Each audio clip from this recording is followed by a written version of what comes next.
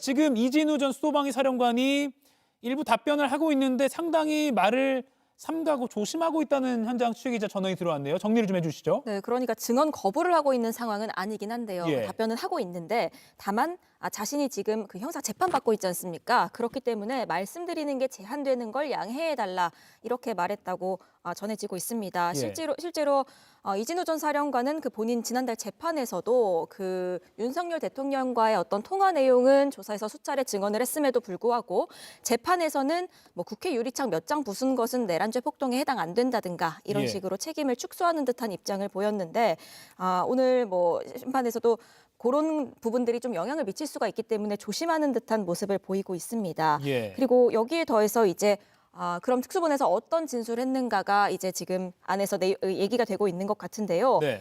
당시에 수사관이 뭐 국회 진입 어려운 상황이냐 했더니 그렇다라고 답변을 했지만 담 넘으라는 어떤 대통령의 지시가 있었냐라고 구체적으로 대통령 지시에 대해서 물어보니까 이 부분에 대해서는 답변이 어렵습니다라고 답을 했다는 내용이 지금 나오고 있습니다. 잠시만요. 다시 한번 짚어드리면 국회 진입이 어려운 상황이냐라고 했으니까 그때는 그렇습니다라고 답을 했는데 담을 넘으라고 지시했냐라고 할 때는 답변 어렵다라고 말을 했군요. 맞습니다. 아하, 그렇군요. 그러니까 형사 재판을 받고 있는 것을 근거로 해서 상당히 제한적으로만 답변을 하는 것으로 보입니다. 이고은 변호사님, 앞서 이제 여러 가지 시나리오를 전망해 주셨을 때 그중에 하나에 부합하는 지금 상황인 것 같습니다. 말을 굉장히 아끼고 있네요. 그렇습니다. 왜냐하면 같은 혐의로 현재 본인에 대한 형사재판도 진행 중입니다. 네. 그리고 실제로 이진우 전 사령관 같은 경우에는 1차 자신의 형사재판에서 첫 번째 기일에서 혐의를 부인한다는 입장을 밝힌 바 있습니다. 예. 그렇다라는 것은 본인에 대해서 무죄 주장을 현재 하고 있는 것인데 오늘 헌법재판에서 국헌 문란의 목적, 즉 이 국회의 이 해제 결의를 방해하려는 시도를 내가 가담했다라는 진술, 증언을 할 경우에는 예. 본인 형사재판에 대단히 불리할 수 있거든요. 그래서 이 부분에 대해서 현재 증언을 거부하고 있는 것으로 보여지고요. 네. 그렇다라고 한다면 시청자분들께서는 또 이런 부분이 의문이 들 수 있습니다. 검찰 조사 과정에서는 윤석열 대통령과의 통화 내용을 다 진술을 해놓고 예. 재판에 들어서 거부한다, 이거에 대해 진술 안 한다라고 해서 그게 어떠한 의미가 있는가라고 궁금하실 수 있는데요. 어떤 실익이 있느냐? 네, 예. 실익은 있습니다. 왜 그러냐 하면 이 개정된 형사소송법상 검찰에서 내가 어떠한 불리한 진술에 대한 이 진술이 피의자 신문조서에 담겼다 하더라도 내용을 부인할 경우에 이 재판에선 증거 능력을 상실하게 됩니다. 예. 즉, 본인의 형사재판에서도 이 본인의 진술이 담긴 검찰 피의자 신문조서를 증거 부동의, 내용 부인을 함으로써 재판관이 못 보게 할 수 있습니다. 예. 그러니까 검찰 조사 과정에서는 윤석열 대통령에게 어떤 지시를 받았다, 통화 내용에 대해서 다 끌어내라는 지시를 받았다라고 진술해 왔다 하더라도 이 부분에 대해서 이건 사실이 아니다, 내가 진술한 내용이 사실이 아니다라고 형사재판에서 이야기할 경우에 그 피신조서, 피의자 신문조서의 증거력을 상실하기 때문에 아마 본인의 혐의를 부인하는 형사재판에서도 본인의 불리한 진술이 담긴 피신조서의 증거능력을 상실케 하는 예. 그러한 증거에 대한 의견을 밝혔을 가능성이 높고요. 따라서 오늘도 이 윤석열 대통령의 지시 부분, 또 내가 가담했다, 중요 임무를 종사했다라고 지금 설치될 수 있는 이런 부분에 대해서는 예. 답변을 회피함으로써 아하. 나 또한 가담하지 않았고 어떠한 지시도 받지 않았다라는 것을 이 헌법재판 과정 중에서도 여실하게 보여주는 것이 아닌가라는 생각이 듭니다. 네, 앞서 이고은 변호사가 말을 하는 도중에 저희가 이진우 전 수방사령관의 발언을 그래픽으로 보여드렸는데 이건 검찰 공소장에 들어간 내용이고요. 지금 헌법재판소 대심판정에서는 방금 그 부분 뭐 아직도 못 들어갔냐라고 대통령이 말했다는 것이나 또는 4명이서 1명씩 들고 나올 수 있냐 이런 부분에 대해서 모두 답변드리지 않겠습니다라고 발언을 하고 있다고 합니다. 다시 한번 전해드리겠습니다. 현재 윤석열 대통령 탄핵심판 변론 5차 기일, 오늘 증인 3명 중에 1명 첫 번째인데요. 이진우 전 수방사령관이 현재 국회 측의 증인 신문을 받고 있습니다.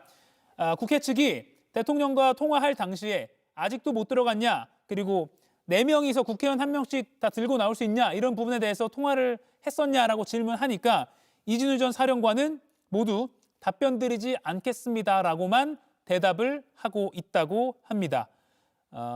사실 오늘 많은 언론과 또 국민 여러분들께서 바로 이 부분, 계엄 해제 결의를 위해서 모인 국회의원들을 끌어내라고 한 지시가 정말 윤석열 대통령이 한 것이 있느냐, 그리고 그 3스타 이진우 사령관은 당시에 이걸 듣고 그래서 하다를 했느냐 등이 국헌 문란의 목적이 있었는지에 대한 핵심적인 쟁점이었는데 현재까지는 부인은 아니고 답변을 거부하고 있는 그런 상황입니다. 노희범 변호사님, 답변 거부도 물론 증인의 일종의 권리라고는 볼 수 있죠. 그렇습니다. 헌법에 따른 불리한 진술 거부권, 이른바 묵비권에서 유출되는 증언 거부권이 이제 형사성법에도 규정이 되어 있기 때문에 그거 자체로 증언 거부권을 행사했다고 해서 뭐 본인에게 불이익을 받지는 않습니다. 예. 다만 오늘 증언에 있어서 이진우 전 수방사령관이 처음부터 증언을 거부권을 전체적으로 행사했다면 모르되 예.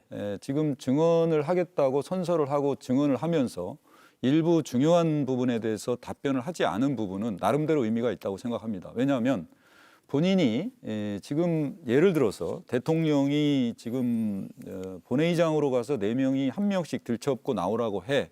그런 적이 있느냐? 예. 아니면 문을 부수고 들어가서 끌어내라. 총을 쏴서라도 문을 부수고 들어가서 끌어내라.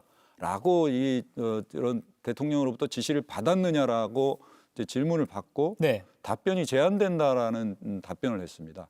만약에 대통령이 그런 지시를 하지 않았다면 그런 사실관계가 다르다면 본인이 사실대로 답변을 하는 게 맞거든요. 예. 그 재판관들 입장에서는 왜 이 부분에 대해서는 답변을 하지 않는지 답변을 하지 않는 이유를 평가를 할 겁니다. 아하. 그래서 이진우 전 사령관이 답변을 하지 않는 것 그 자체도 증인이 선서를 하고 답변을 하지 않는 부분이기 때문에 나름대로 그 진술의 신빙성이나 전체적인 정황을 전반적으로 판단해서 실제 대통령이 이런 지시를 했는지 여부에 대한 평가를 할 것이다 예. 라고 생각하기 때문에 이진우 전 사령관이 오늘 아예 증언 거부권을 행사해서 뭐 출석을 하지 않거나 예. 뭐 전체적으로 증언 거부권을 행사했다면 모르되 실제 본인이 선서를 하고 증언을 하면서 일부 답변에 대해서만 답변을 회피하더라도 예. 탄핵 심판에 있어서 재판관들의 때 심증을 형성하는 데에는 나름대로 큰 의미가 있는 증인 신문이 될 것으로 저는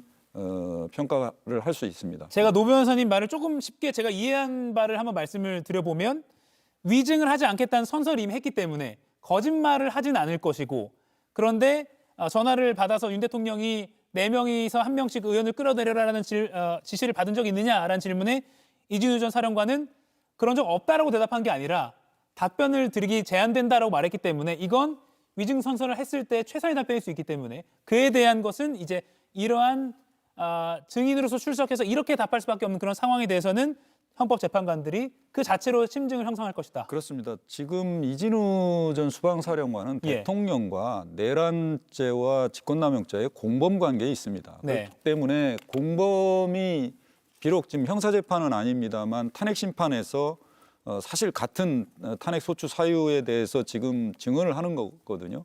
그렇기 때문에 공범 간에 서로에게 불리한 증언은 가급적이면 제한하려고 할 것이다. 예. 이건 뭐 인지상정 아니겠습니까?